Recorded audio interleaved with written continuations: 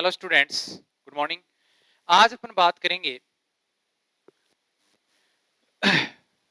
First unit D block element या संक्रमण श्रेणी की का दूसरा पोर्शन, जिसको अपन कहते हैं द्वितीय तथा तृतीय संक्रमण श्रेणी। दूसरी और तीसरी ट्रांजिशन सीरीज। तो दूसरी और तीसरी ट्रांजिशन सीरीज का अपन एक साथ तुलनात्मक अध्ययन करेंगे। कारण क्या है इसके पीछे तुलनात्मक अध्ययन करने का बच्चों? क्योंकि इन दोनों का आकार, मेरी बात ध्यान से समझिएगा, अपन इनका तुलनात्मक अध्ययन है वो एक साथ करेंगे। और इनका तुलनात्मक अध्ययन या एक साथ स्टडी करने का मतलब क्या है? क्योंकि अपन ने प्रथम को तो अलग से पढ़ा है, इस वजह से क्योंकि इनका आकार है सेकंड और थर्ड संक्रमण श्रेणी का आकार, या आप ये भी कह सकते हो इनकी आयनिक त्रिज्या समान होती है। अब क्यों समान होती है उसकी चर्चा अपन करेंगे अभी, लेकिन अभी मानो उनकी आयनिक त्रिज्या क्या होती है? समान होती है। और आयनिक त्रिज्या समान होने के कारण इनके लगभग गुण भी क्या होते हैं? समान होते हैं। इनकी क्रियाशीलता भी क्या होती है? लगभग समान होती है। इस कारण इनकी स्टडी अपन एक साथ करेंगे, कंपैरेटिव करेंगे। जो माइनर चेंजेस अपने को देखने को मिलेंगे निश्चित रूप से उनको अपन डिस्कस करेंगे। तो सबसे पहले अपन दूसरी और तीसरी संक्रमण श्रेणी, जिस तरह से पीरियोडिक टेबल में आवर्त सारणी में इनका लुक होता है हॉरिजॉन्टल अरेंजमेंट, क्षैतिज एक व्यवस्था बनी रहती है, क्षैतिज व्यवस्था को उस आवर्त सारणी की तरह ही मैं व्यवस्थित रूप से यहाँ लिखता हूँ। फिर पर अपन इसके इलेक्ट्रॉनिक कॉन्फ़िगरेशन की बात करेंगे और वहीं से इनमें अपन कंपैरेटिव स्टडी को डिस्कस करेंगे। ओके स्टूडेंट्स, ओके देखिएगा। तो मैं लिख रहा हूं, पहले द्वितीय संक्रमण श्रेणी की चर्चा कर लेते हैं अपन। लिख लेते हैं, चर्चा साथ में करेंगे। यहां से दिख जाएगा शायद। ओके, यहां से लिखना स्टार्ट कर रहा हूं मैं।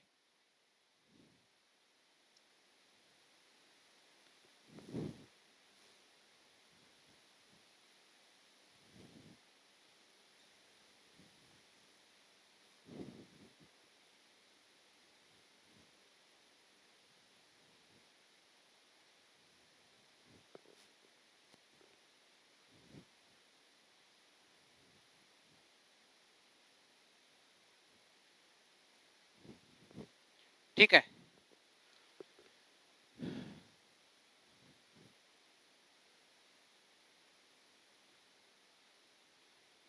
ये इस तरह से अपन ने द्वितीय संक्रमण श्रेणी की चर्चा कर ली है। यहाँ पर लिख लिया है, इसके एलिमेंट्स को अपन ने लिख लिया है। इन एलिमेंट को कैसे याद रखना है इसकी चर्चा भी अपन करेंगे। क्या इनकी कोई ट्रिक वगैरह का हिसाब किताब बैठेगा क्या, इनकी बात भी अपन करेंगे। ये कौन सी अपने पास में? ये है second series, transition series, second संक्रमण श्रेणी। अब अपन थर्ड की बात करेंगे, ठीक है। थर्ड संक्रमण श्रेणी के लिए अपन क्या बोलेंगे?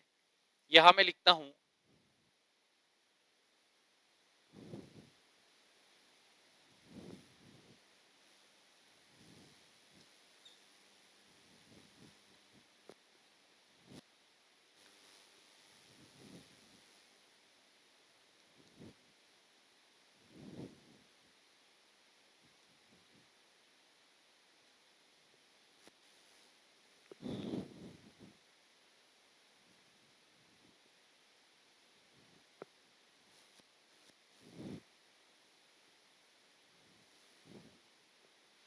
ये लो, ये चर्चा हो गई यहां पर।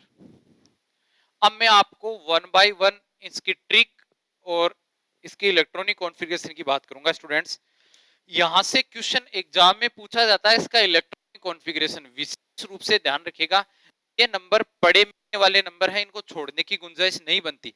अगर यहां से किसी स्टूडेंट्स का क्वेश्चन गलत होया या पाया जाता है तो वो फिर वो पिछड़ गया, वहां दिक्कत नहीं, क्योंकि ऐसा इजी क्वेश्चन गलत है तो फिर दिक्कत है। इट्रियम 39 है इसका इलेक्ट्रॉनिक, इसका 39, ठीक है। Zirconium 40, niobium 41, molybdenum 42, atomic number लिख रहा हूं मैं, ठीक है।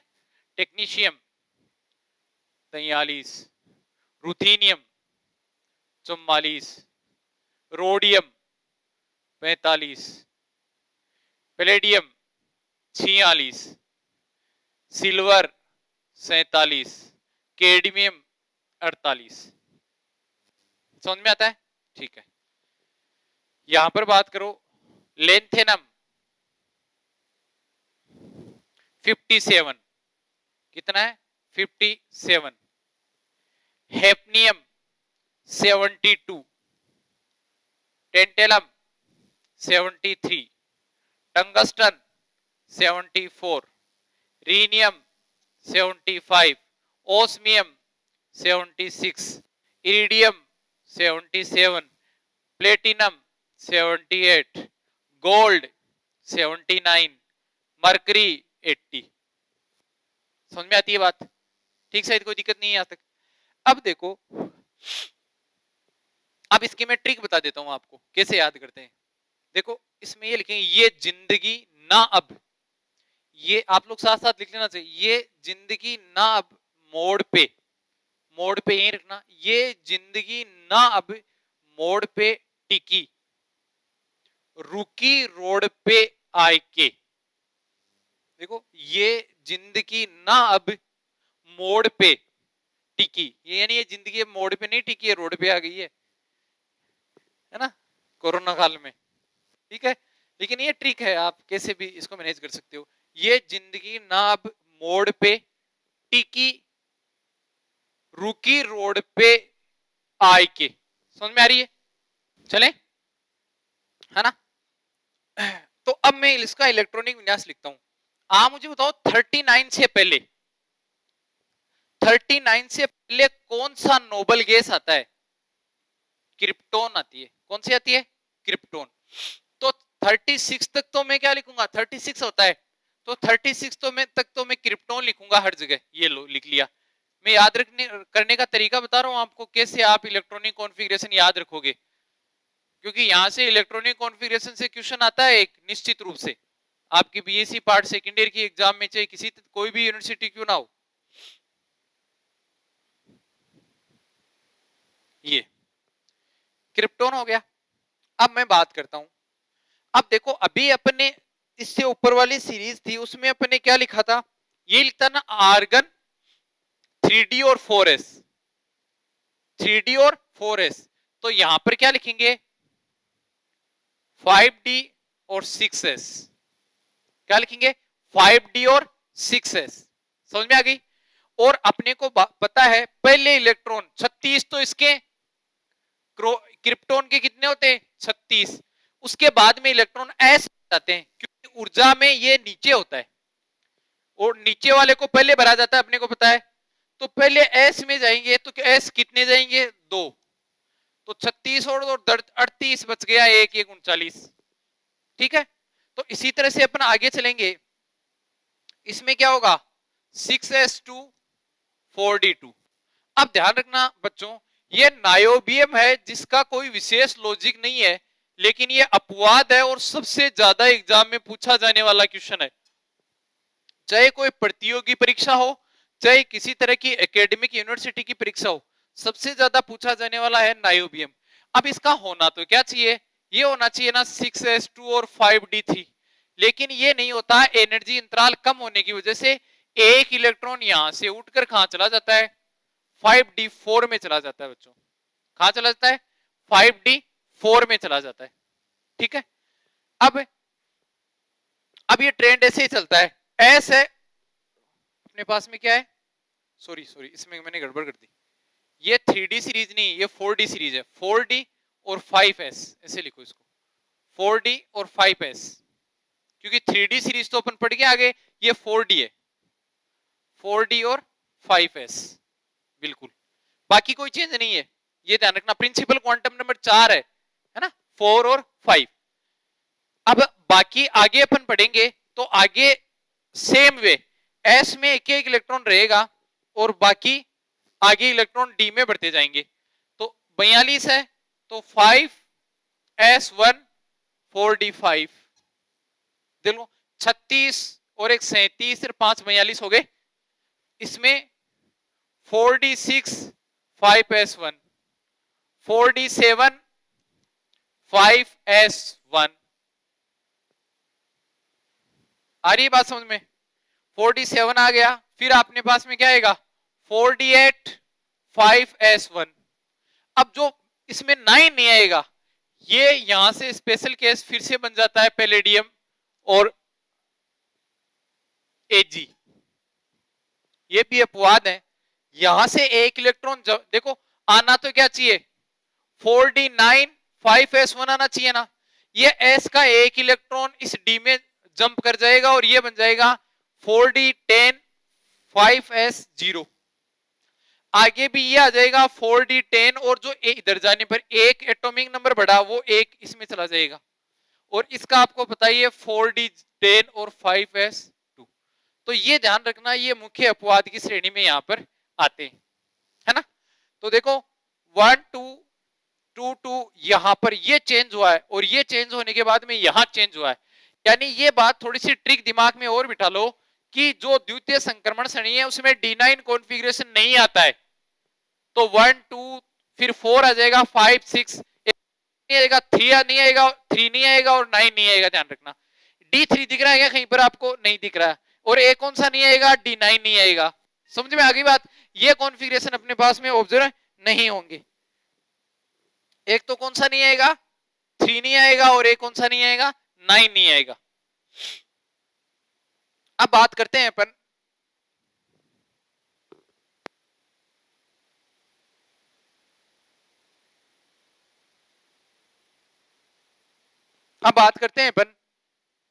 जो तीसरी संक्रमण श्रेणी है थर्ड सीरीज तृतीय संक्रमण श्रेणी। इसमें बच्चों एक बात विशेष ध्यान रखना। देखो मैं यहां पर ये बना रहा हूं, इसका लेंथेनम है। लेंथेनम का इलेक्ट्रॉन जो एटॉमिक नंबर है वो कितना दिख रहा है आपको 47। फिर इसका कितना दिख रहा है 72। कारण क्या है? कारण यह है कि लेंथेनम के बाद में सीरियस, ठीक है, यानी 58 हो गया ना। ल्यूटेशियम तक इसका होता है 71। यहां तक ये 14 तत्व है। कितने तत्व हो गए टोटल? 14 तत्व है। ये यहां हैं और इनको बोलते हैं एक्टेनाइड्स। क्या बोलते हैं? Actinide, sorry lanthanides. क्या बोलते हैं? लेंथेनाइड्स। और ये लेंथेनाइड्स हेप्नियम और लेंथेनम के बीच में पाए जाते हैं। इनको श्रेणी के विकृत रूप होने से बचाने के लिए इनको आवर्त श्रेणी में नीचे की तरफ स्थान दिया गया है। इस वजह से यहां पर 14 तत्व किसके आते हैं? लेंथेनाइड के आते हैं। ठीक है, इसी वजह से 57 से देखो सीधा बेहतर है, 57 के बाद 58 नहीं है, क्योंकि 58 नीचे से स्टार्ट होगा। ये बात सारे स्टूडेंट जानते हैं, 11th 12th करके आए। ठीक है, अब देखो अपने को इस बात की जानकारी है कि जीनोन होता है वो अक्रिय गैस, उसका 54 इलेक्ट्रॉनिक विन्यास होता है। चलो मैं जीनोन हर जगह लिख देता हूं।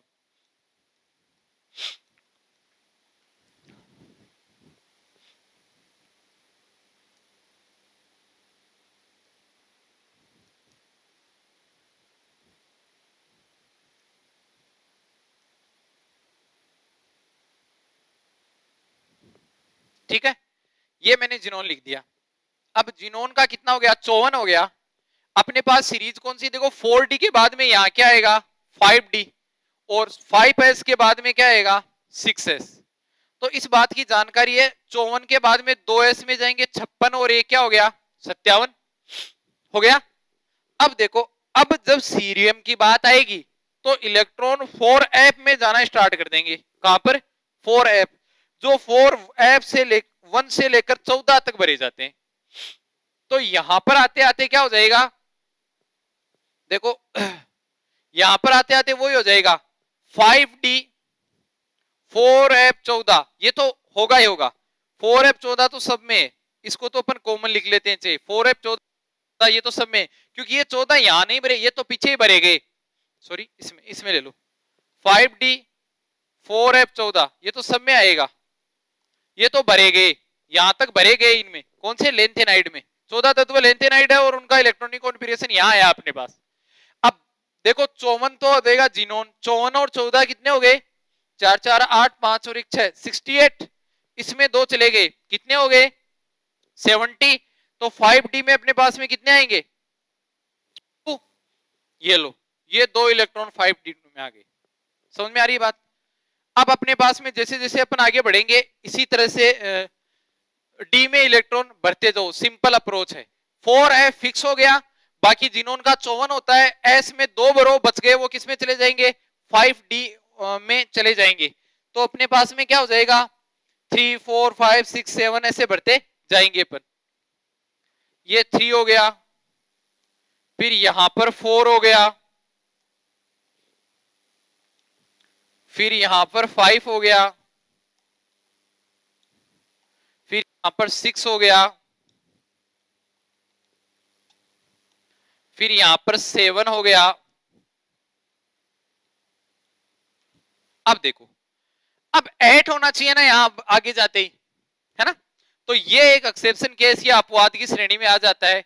यहां 8 नहीं होता, जिस तरह से यहां 9 नहीं था विन्यास, यहां पर 8 नहीं होता। और आना तो क्या चाहिए था अपने पास में? 5D में जो आना चाहिए था, पहले वो लिख रहा हूं। 5D 8, 4 14 और 6s2 आना चाहिए था ना। लेकिन एक इलेक्ट्रॉन इस S से उठकर कहां चला जाएगा? D में, और ये क्या बन जाएगा? 5D9 6s1। समझ में आ रही बात? फिर पूर्ण पूरित विन्यास के लिए 5D10, 4 14 और 6s1 ही बना रहेगा। फिर ये भी पूर्ण पूरित विन्यास के लिए 5D10, 4 14 और 6s2 हो जाएगा ये। अब ये इसमें नहीं जाएगा क्यों? 10 पूरा भर गया तो खाली जगह थी इसमें चला गया। तो ये अपवाद की कैटेगरी में शामिल होते हैं अपने पास। ठीक, शायद कोई दिक्कत नहीं है। तो ये अपने पास में इलेक्ट्रॉनिक कॉन्फ़िगरेशन अपन ने लिखे हैं। यही इलेक्ट्रॉनिक कॉन्फ़िगरेशन बच्चों आपको एग्जाम में लिखने हैं, अच्छे से याद कर लेना कि इनमें क्या होता है। अब देखो सिंपल है, कहीं दिक्कत वाली बात नहीं है। आप इसमें याद रखो, इसमें आपके पास में D3 नहीं आ रहा है और साथ में D9 नहीं आ रहा है, और इसमें D8 नहीं आ रहा है, बस खेल खत्म। सिंपल सी बात है। इस तरह से अपने पास में ये इलेक्ट्रॉनिक विन्यास हो गया। आप लोग नोट कर लीजिएगा, मैं इसको एक बार मिटाऊंगा नहीं, क्योंकि अपन इसमें यहां से कंपैरेटिव स्टडी करनी है, अपने को चर्चा करनी है, इस वजह से अपन यहीं पर इसको डिस्कस करेंगे। यहां बने रहना दूंगा मैं इनको। ठीक है, कोई नहीं, आप कॉपी कर लीजिएगा। अब 1 बाय 1 अपन की प्रॉपर्टी को डिस्कस करेंगे, इनके कैरेक्टरिस्टिक्स फीचर को डिस्कस करेंगे, जैसे आयनिक त्रिज्या, इसके गलनांक अवतनांक, इनकी ऑक्सीकरण, ठीक है, चीजों के बारे में अपन इस डिस्कस करेंगे। ठीक है, लेकिन ध्यान रखो बच्चों, इनमें अगर सेकंड जो अपना पोर्शन है उसमें से क्वेश्चन पूछा जाता है तो इनका ही पूछा जाता है ना? तो अपन टर्मिनेशन स्टेज की तरफ मूव कर रहे हैं यूनिट की। यहां पर मैं डिस्कस करूंगा पूरी बातें मिटा मिटा कर, क्योंकि अपने को एक साथ कंपैरेटिव स्टडी करनी पड़ेगी।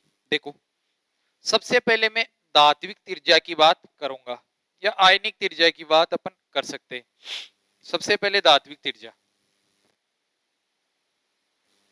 देखो, धात्विक त्रिज्या की क्या खास बात होती है? अपन ने जब फर्स्ट ईयर में एस ब्लॉक एलिमेंट पढ़ा था तो उसमें अपन ने चर्चा कर चुके हैं अपन, क्या कि जब लेफ्ट टू राइट जाते हैं, बाएं से दाएं जाते, ठीक है, तो बाएं से दाएं जाने पर क्या होता है? साइज डिक्रीज होती है। और जब अप टू डाउन जाते हैं तो साइज क्या होती है? इंक्रीज। कारण क्या है कि लेफ्ट टू राइट जाने के कारण तो सेम कक्ष या कोश में इलेक्ट्रॉन की संख्या बढ़ती है, और जिसकी वजह से इफेक्टिव जेड इफेक्ट बढ़ता है, प्रभावी नाभिकीय आवेश बढ़ता है। क्या बढ़ता है? प्रभावी नाभिकीय आवेश। और ऊपर जाने पर नया कोष जुड़ता है, नया सेल जुड़ता है, और नया सेल जुड़ने की वजह से प्रिंसिपल क्वांटम नंबर बढ़ती जाती है, और जब मुख्य क्वांटम नंबर बढ़ती है तो बच्चों साइज क्या होती है? बढ़ती है। समझ में आ रही बात?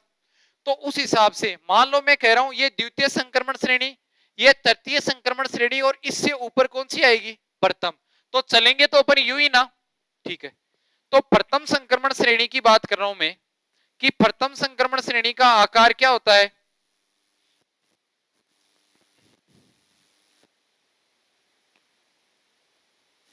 इसकी साइज या आकार बढ़ता है या आकार बढ़ेगा?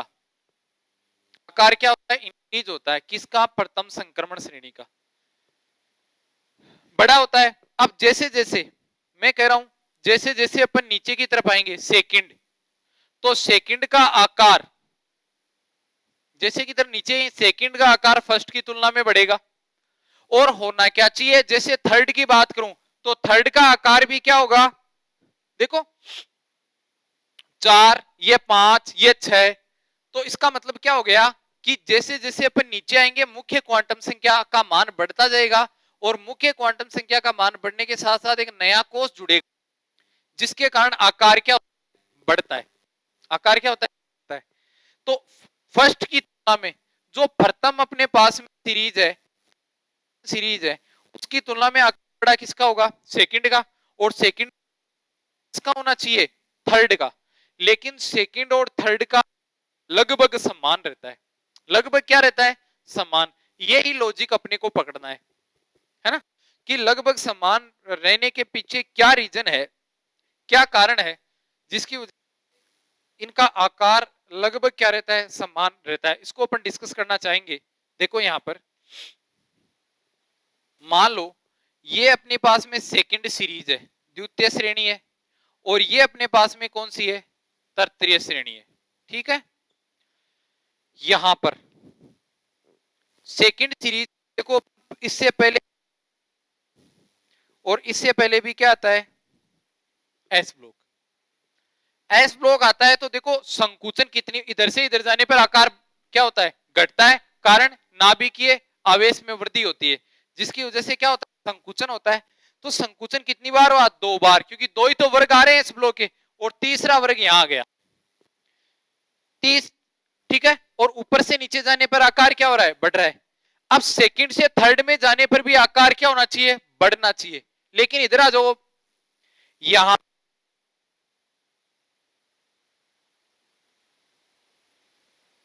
के 14 तत्व लेंथेनाइड के क्या करते हैं, ये अतिरिक्त संकुचन कर देते हैं।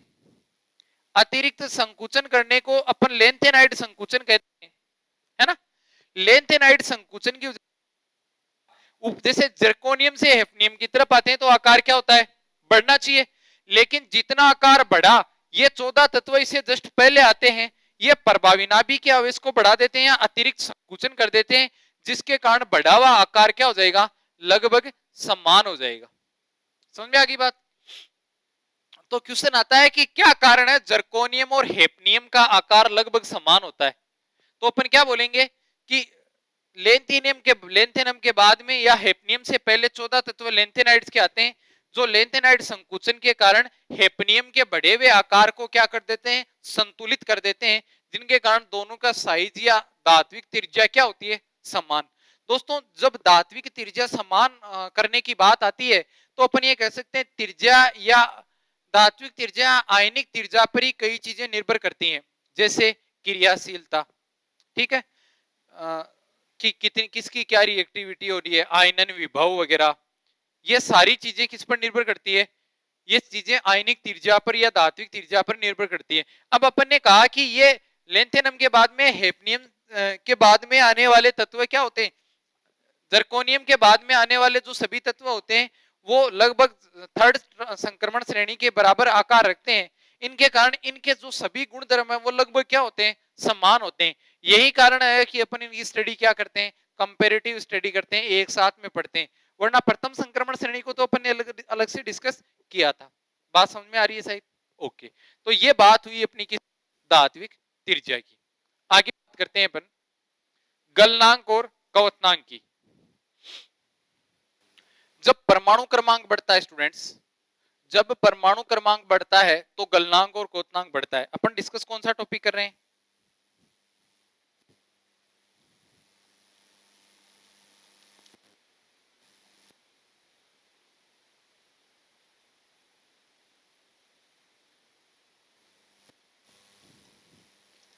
गलनांक तथा क्वथनांक। तो मैं यहां पर यह कहूंगा कि जब परमाणु क्रमांक या एटॉमिक नंबर इंक्रीज होता है, परमाणु क्रमांक या एटॉमिक नंबर इंक्रीज होता है तो निश्चित रूप से गलनांक या क्वथनांक बढ़ता है।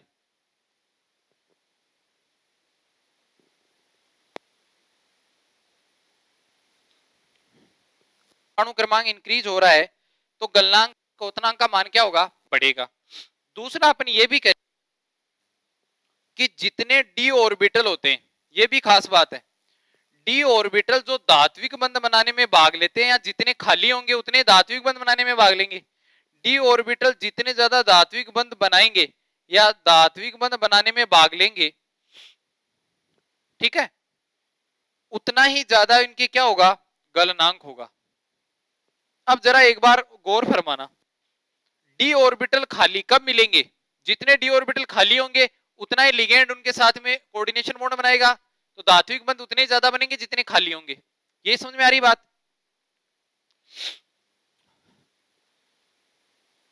अब देखो यहां मैं इस पहले बात को प्रूव करता हूं कि ऊपर से नीचे जाने में परमाणु क्रमांक बढ़ रहे हैं, और परमाणु क्रमांक बढ़ रहे हैं, इसका मतलब गलनांक और क्वोथनांक के मान भी बढ़ने चाहिए।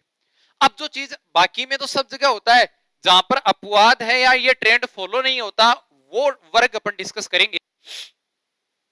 देखिए ये सिल्वर से पहले क्या आता है, कॉपर प्रथम संक्रमण श्रेणी में, फिर सिल्वर और फिर क्या आता है, गोल्ड।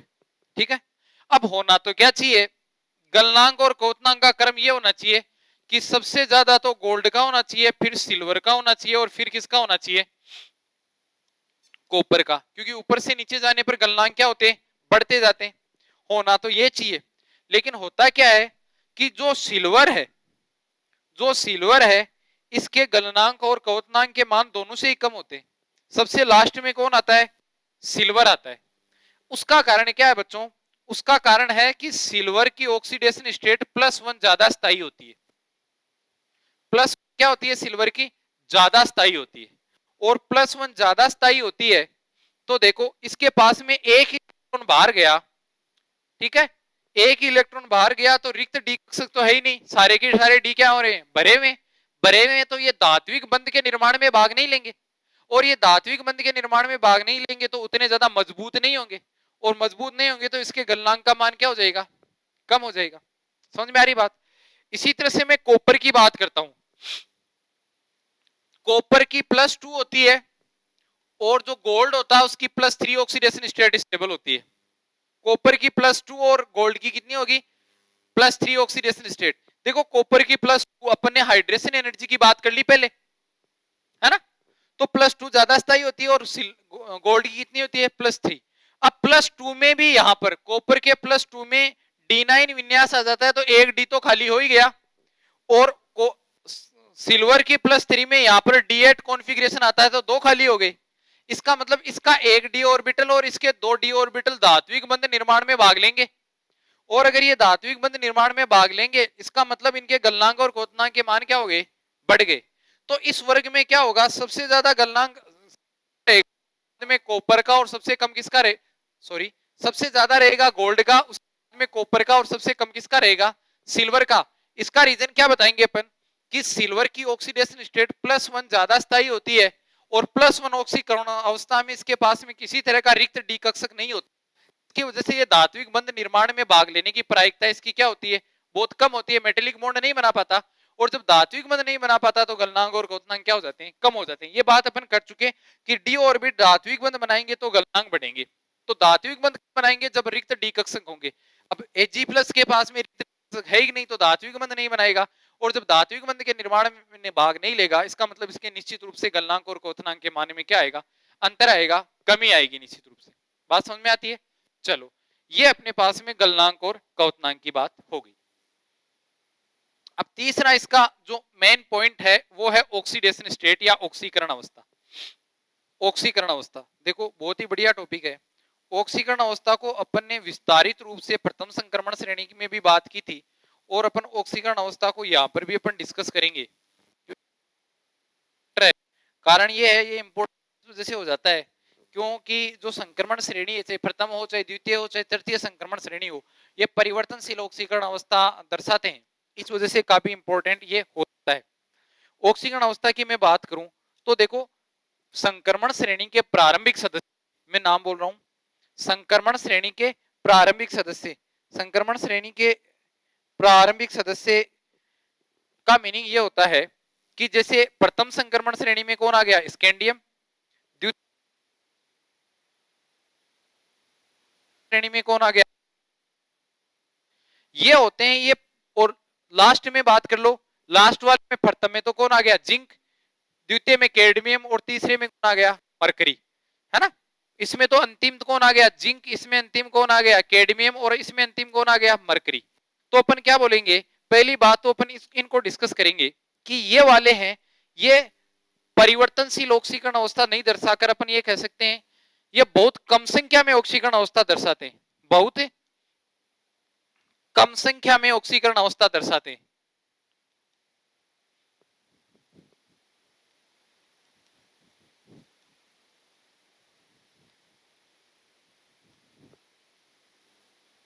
कम संख्या का मतलब है स्कैंडियम और ट्रियम और लेंथेनम, ये +3 ऑक्सीडेशन स्टेट दर्शाते हैं तीनों ही। और +3 क्यों दर्शाते हैं, क्योंकि +3 में इनका पूरा रिक्त विन्यास हो जाता है, और रिक्त विन्यास ज्यादा स्थायी होता है, वेकेंट कॉन्फ़िगरेशन हो जाता है। और ये कौन सी दर्शाएंगे, ये अधिकतम +2 ऑक्सीडेशन स्टेट दर्शाएंगे। कारण क्या है, क्योंकि +2 में इनका D10 या पूर्ण पूरित कॉन्फ़िगरेशन होता है। तो इनके अलावा ये दूसरे प्रकार की ऑक्सीकरण अवस्था दर्शाने की कम रहती है। तो पहला स्टेटमेंट तो अपन क्या बोलेंगे कि तीनों श्रेणियों में प्रथम तथा अंतिम सदस्य होते हैं या तत्व होते हैं, वो बहुत ऑक्सीकरण दर्शाते हैं। जनरली जो श्रेणी के प्रथम सदस्य हैं क्रमशः स्कैंडियम, इट्रियम और लेंथेनम, ये +3 ऑक्सीडेशन स्टेट, और श्रेणी के अंतिम सदस्य हैं जिनमें जिंक, कैडमियम और मरकरी, ये कौन सी दर्शाते हैं, +2 ऑक्सीडेशन स्टेट दर्शाते हैं। ठीक है। और सिल्वर की ऑक्सीडेशन स्टेट की अपन चर्चा कर चुके हैं, ऑक्सीडेशन स्टेट होती है, ये भी +1 दर्शाता है ना, लेकिन +3 इसकी ज्यादा स्टेबल होती है, ये बात पीछे कर चुके। अब देखो यहां पर, आप यहां देखो, पहले D1 फिर D2 फिर D4 D5, यहां देखो D1 D2 D3 D4 D5, ये मध्य के जो तत्व हैं मोलिब्डेनम और इधर रीनियम, यहां तक अयुग्मित इलेक्ट्रॉन की संख्या बढ़ती जा रही है। और जैसे जैसे अयुग्मित इलेक्ट्रॉन की संख्या बढ़ती जा रही है, आपको पता होना चाहिए बच्चों कि अयुग्मित इलेक्ट्रॉन होते हैं वो आसानी से रिलीज हो सकते हैं, आसानी से उनको निकाला जा सकता है। कहां से निकाला जा सकता है, आसानी से ऑर्बिटल से निकाला जा सकता है। कारण क्या, निकालने के पीछे क्या लॉजिक देंगे अपन, क्योंकि ये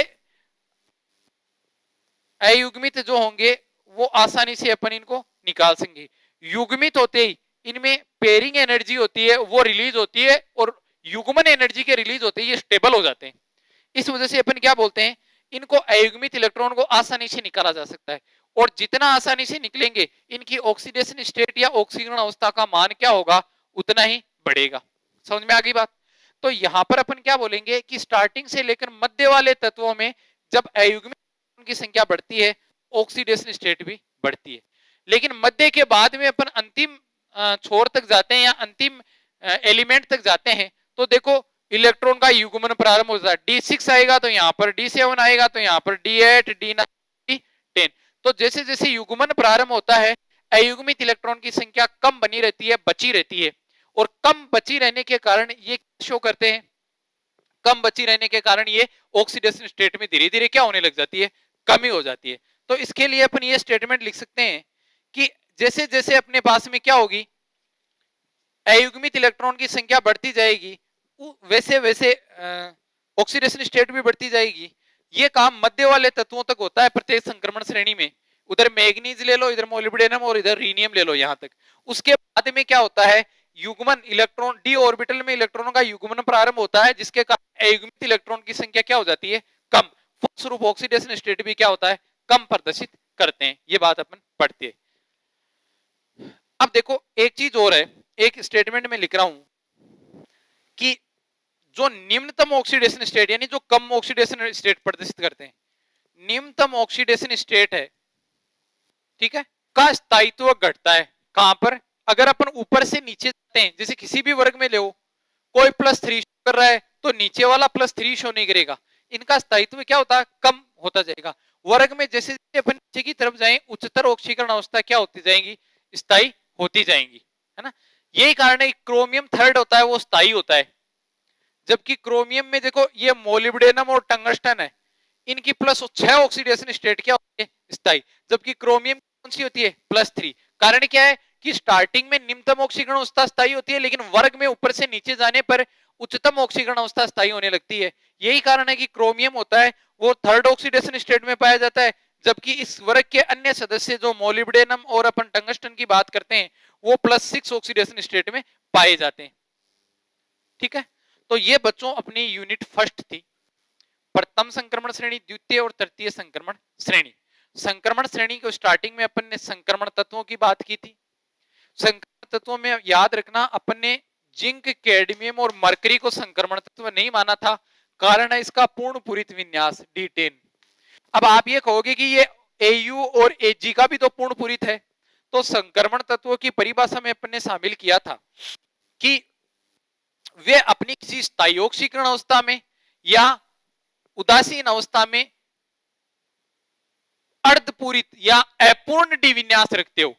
अपनी किसी अवस्था में या उदासीन अवस्था में अपूर्ण डी विन्यास रखते हो, वो संक्रमण तत्व है। तो इसकी ऑक्सीकरण अवस्था जैसे AU+3 है, तो AU+3 स्थायी है, तो उस कंडीशन में डी अपूर्ण है। यहां पर सिल्वर की ऑक्सीडेशन स्टेट +2, पहले अपने पास ऊपर की ऑक्सीडेशन स्टेट +2 हो सकती है।